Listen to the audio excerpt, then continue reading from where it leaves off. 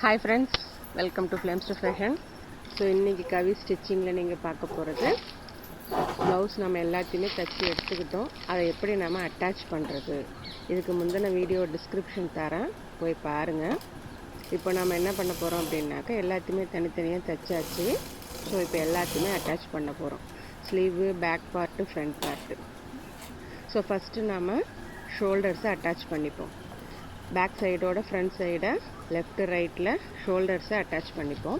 எப்பவுமே shoulder stitch பண்ணும்போது double stitch போடுங்க, கொஞ்சம் ஸ்ட்ராங்காக இருக்கும். ஷோல்டர்ஸ் இன்விசிபிளாகவும் தைக்கலாம், இது மாதிரியும் தைக்கலாம். ஸோ உங்கள் விருப்பம்தான் அது. ஸோ இப்போ ஷோல்டர்ஸை ஸ்டிச் பண்ணி எடுத்தாச்சு. 2 ஷோல்டர்ஸுமே அட்டாச் பண்ணியாச்சு. நெக்ஸ்ட்டு ஸ்லீவ்ஸ் அட்டாச் பண்ணுவோம். பாருங்கள், ஷோல்டர்ஸு கரெக்டாக அழகாக இருக்குது பாருங்கள். ஸோ இப்போ ஸ்லீவ் அட்டாச் பண்ணுவோம். நம்ம என்ன தான் கரெக்டாக அளவு எடுத்து தைச்சாலும் ஸ்லீவ்ஸ் கொஞ்சம் முன்ன பின்ன வரும். பட் எனக்கு இன்றைக்கி கொஞ்சம் அளவு மாறி இருக்குன்னு நினைக்கிறேன். ஸோ 2 ஸ்லீவுமே ஒன்றா வச்சு எக்ஸ்ட்ரா உள்ள பார்ட்ஸ் எல்லாத்தையுமே நான் கட் பண்ணி எடுத்துக்கிறேன்.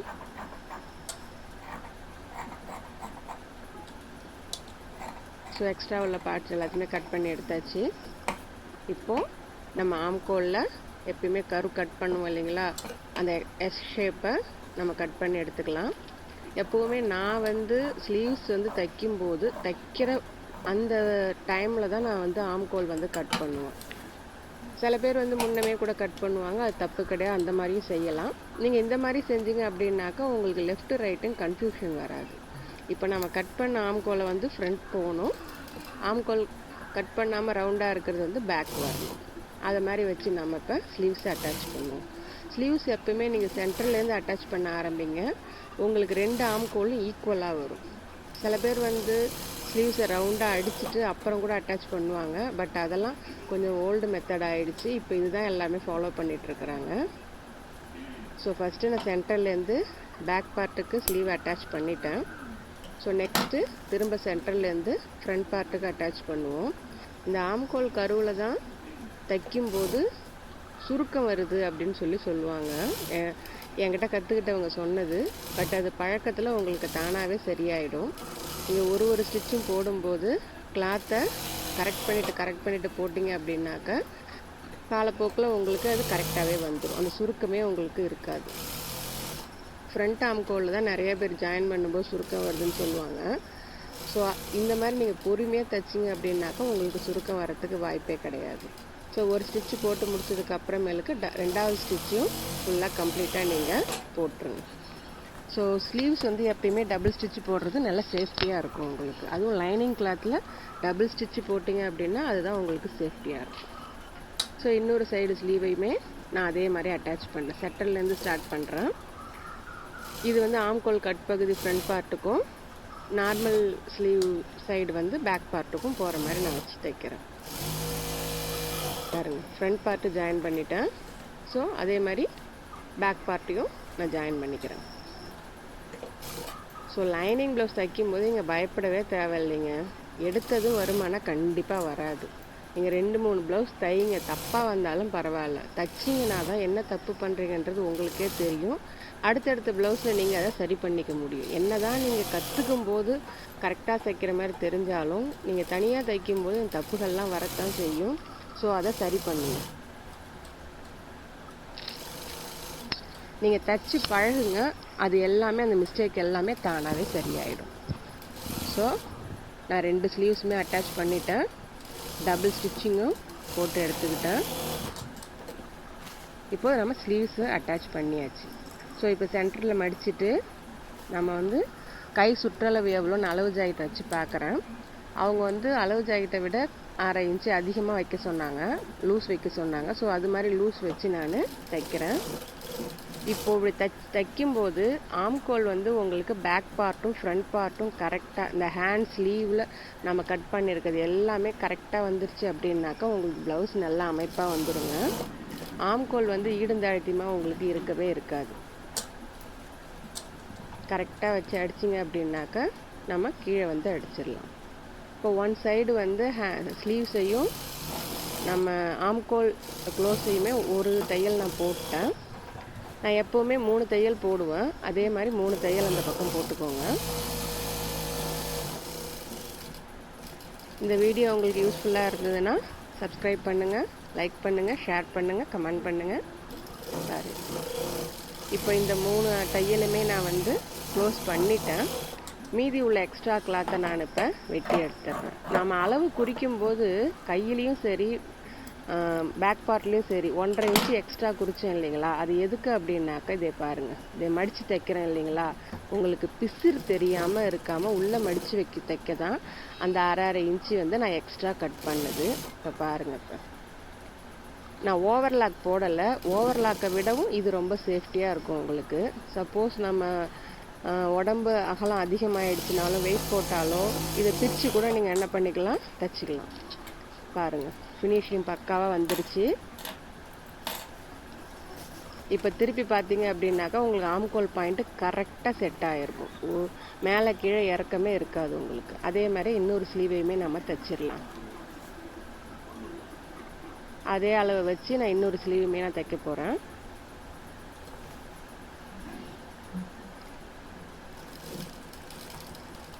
இதுலேயுமே அதே மாதிரி 3 தையல், அந்த பக்கம் எப்படி 3 தையல் போட்டோமோ அதே மாதிரி இந்த பக்கம் 3 தையல் போடுவோம். ஆம்கோல் நாம் எங்கே கட் பாயிண்ட் கொடுத்துருக்குறோமோ கரெக்டாக அந்த இடத்துல வந்து ஜாயிண்ட் ஆகிற மாதிரி ஸ்லீவும் நம்ம ஃப்ரண்ட் பார்ட் பேக் பார்ட் ஆம்கோல் எல்லாமே ஜாயிண்ட் ஆகிற மாதிரி வச்சு நீங்கள் தைச்சிடுங்க. இதுலேயுமே வந்து 3 தையல் போட்டுருவோம். ஸோ இதுக்கு முன்னாடி வந்து நான் ப்ளவுஸ் கட் பண்ணுறது, மார்க் பண்ணுறது, கட் பண்ணுறது ப்ளஸ் ஒரு பார்ட்டும் எப்படி தைக்கிறது அப்படின்ற வீடியோ போட்டிருக்கேன். அதுக்கான டிஸ்கிரிப்ஷன் நான் தரேன். அதனுடைய கண்டினியூவேஷன் தான் இது பார்ட் 2. நீங்கள் பொறுமையாக ஒரு ப்ளவுஸை தைக்கணும் அப்படின்னாக்கா நீங்கள் இந்த வீடியோவை பொறுமையாக வாட்ச் பண்ணிவிட்டு நீங்களும் அதே மாதிரியே தைங்க. புதுசாக தைக்க நினைக்கிறவங்க, இல்லை நான் தைக்கணும்னு நினைக்கிறேன், எனக்கு பயமாக இருக்குது, தைக்கிறதுக்கு யோசிக்கிறேன் அப்படின்றவங்க கண்டிப்பாக ட்ரை பண்ணலாம். உங்களுக்கு இந்த வீடியோ ரொம்ப யூஸ்ஃபுல்லாக இருக்கும். ப்ளஸ் இதில் ஏதாவது டவுட்னாலும் நீங்கள் என்கிட்ட தாராளமாக கேட்கலாம்.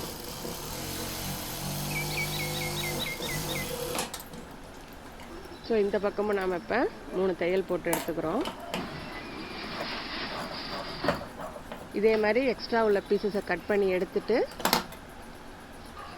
ஓவர்லாக் போடுறதுக்கு பதில் என்கிட்ட ஓவர்லாக் மிஷின் இல்லை, அதனால் நான் வந்து கையாலே உள் பக்கமாக வச்சு மடித்து தைச்சிடுவேன்.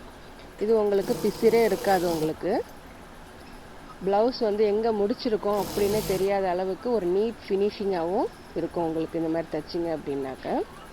ஸோ இந்த மாதிரி நான் தைச்சி முடிச்சிட்டேன். பாருங்கள்,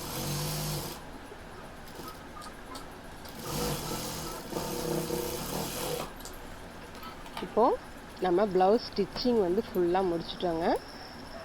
தைக்க இருக்கிற எக்ஸ்ட்ரா நூலை வந்து கட் பண்ணி எடுத்துடலாம். பாருங்கள், உங்களுக்கு ஃபினிஷிங் எவ்வளோ பக்காவாக இருக்குது பாருங்கள். ஆம்கோல் வந்து மேலே கீழே ஈடுந்தாழ்த்தியமாக இல்லை, ஃப்ரண்ட் பார்ட்டு பேக் பார்ட்டு எல்லாமே பக்காவாக செட் ஆகிடுச்சு உங்களுக்கு. இப்போ இதுதாங்க நம்ம ப்ளவுஸ் தைச்சதோடைய ஃபைனல் லுக்கு. இப்போ இதுக்கு இன்னும் சில வேலைகள், கொக்கி கட்ட வேண்டியது இருக்குது, நாட்டு வைக்க வேண்டியது இருக்குது, அதையும் செஞ்சுருவோம். ஸோ இப்போ கொக்கி கட்டுறதுக்கெல்லாமே வந்து நிறைய மெத்தட் வந்துருச்சு. பட் நான் எனக்கு பிடிச்சது வந்து கொக்கி நார்மலாக கட்டிட்டு அந்த லூப் கட்டுறது தாங்க எனக்கு ரொம்பவும் பிடிக்கும். ஸோ இப்போ அடுத்து வந்து நாட் தைக்க போகிறேன். ஸோ நான் இது நம்ம பின்னாடி நாட் வைக்கிறதுக்கு அந்த கோல்டு கலர் நாட் எடுத்துக்கிட்டேன். ஒரு ஸ்கொயர் ஷேப் 4 இன்ச்சு ஸ்கொயர் ஷேப்பில் கிளாத் எடுத்துக்கிட்டு அதை முக்கோணமாக மடிச்சுட்டு ஃபோல்ட் பண்ண பகுதியில் நான் வந்து லேஸை வச்சு அடிக்கிறேன். லேஸில் டபுள் ஸ்டிச் போட்டேன். ஸோ நமக்கு ரெண்டு ட்ரையாங்கிள் வேணும் இல்லைங்களா, அதனால் 2 நாட்டுக்குமே நான் அதே மாதிரியே பண்ணிக்கிறேன். ஒரு 4 இன்ச்சு ஸ்கொயர் கிளாத் எடுத்துகிட்டு அதை ட்ரையாங்கிள் ஷேப்பில் ஃபோல்ட் பண்ணிவிட்டு ஃபோல்ட் பண்ண சைடில் லேஸ் வச்சு ஸ்டிச் பண்ணிக்கிறோம். ஸோ அது 2 பக்கமும் பிரியாமல், கிளாத் பிரியாமல் இருக்கிறதுக்காக அதுக்கும் ஒரு தையல் போட்டுக்கிறேன்.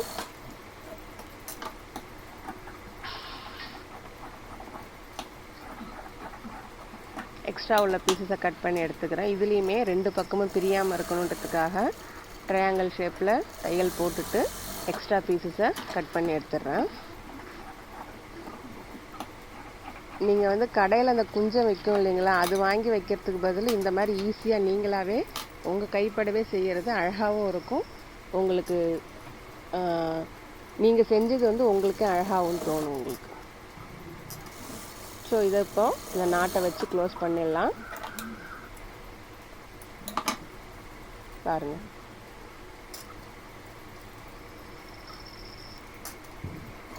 க்ளோஸ் பண்ணிவிட்டு மேலே இன்னொரு தையலும் போட்டுருங்க. இன்னும் கொஞ்சம் பக்காவாக இருக்கும். அது நமக்கு தேவையான ட்ரையாங்கிள் டை நாட் ரெடி ஆயிடுச்சு. இதை நம்ம ப்ளவுஸ் கிளாத்லேயே பண்ணுறதுனால நமக்கு மேட்சிங்காகவே இருக்கும். தனியாக எதையுமே மேட்ச் பண்ணணுன்ற அவசியம் கிடையாது. எப்படியுமே ப்ளவுஸ் கிளாத் ஒரு 4 இன்ச் ப்ளவுஸ் கிளாத் கண்டிப்பாக மீறும் பட்டு ப்ளவுஸ் எல்லாமே.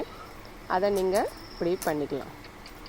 மேட்சாகவும் இருக்கும், சிம்பிளாகவும் இருக்கும், பார்க்க அவ்வளோ அழகாகவும் இருக்கும். இப்போ அதை வந்து நாம் பேக் சைடில் வச்சு அட்டாச் பண்ணிக்கலாம். டை நாட் அட்டாச் பண்ணுற மாதிரி 2 பக்கமும் நம்ம ஷோல்டர்லேருந்து ஒரு 2.5 இன்ச்சு கீழே வச்சு அட்டாச் பண்ணிவிடுங்க. 2 சைட்லையுமே அதை வச்சு அட்டாச் பண்ணிடலாம்.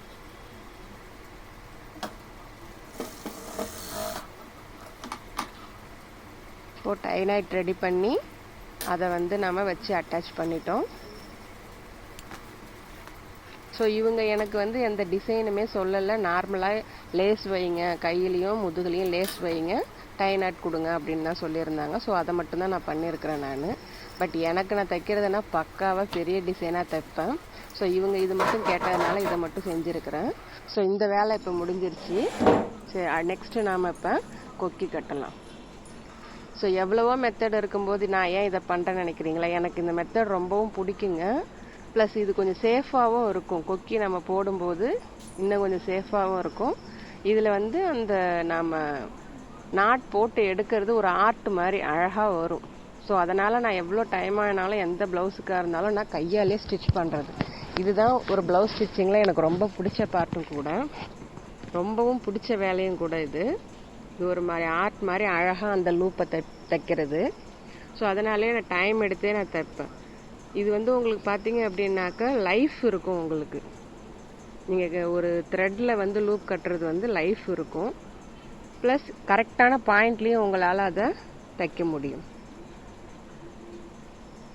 ஸோ லூப் நல்லா நீங்கள் டைட்டாக இறுக்கி பிடிச்சி போட்டுக்கிட்டே வந்தீங்க அப்படின்னாக்கா, அதனால தான் நான் இது வீடியோவை ரொம்ப க்ளோஸில் காட்டுறேன். இது பழைய மெத்தடு தான், ஆனால் ரொம்ப சேஃப்டியான மெத்தடு உங்களுக்கு. ஸோ அந்த லூப் தைச்சிட்டு பின் பக்கம் நாட் போட்டு ஃபினிஷ் பண்ணிடுங்க.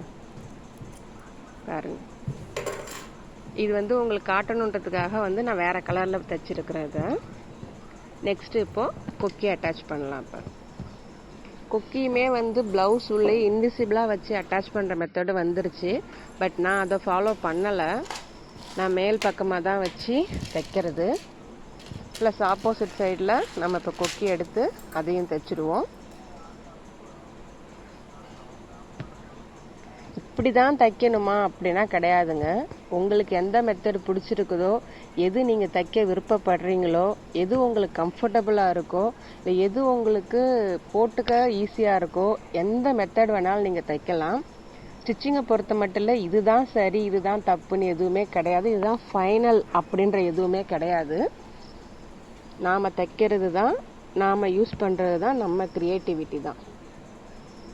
ஸோ பொதுவாக என்கிட்ட டைலரிங் கற்றுக்கிறவங்க வந்து சொல்கிறது வந்து, உங்கள்கிட்ட நான் டைலரிங் கற்றுக்கும் போது நான் எதையும் மறக்காமல் இருக்கிறேன், எல்லாத்தையுமே கரெக்டாக ஃபாலோ பண்ணுறேன், ஒரு மார்க் பண்ணுறதாகட்டும் இல்லை ஸ்டிச் போடுறதாகட்டும். ஆனால் மற்றவங்கள்ட்ட நான் கற்றுக்கும் போது அதை நான் மறந்துடுறேன் அப்படின்னு சொல்லுவாங்க. ஸோ அதுக்கு ரீசன் இது தாங்க. நான் உங்களுக்கு சொல்கிறது, நான் சொல்லி கொடுக்குறது தான் ஃபைனல் கிடையாது.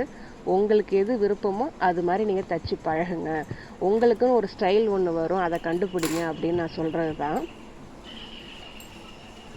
ஸோ பாருங்கள், கொக்கியும் கட்டியாச்சு, கொக்கிக்கான லூப்பும் கட்டியாச்சு.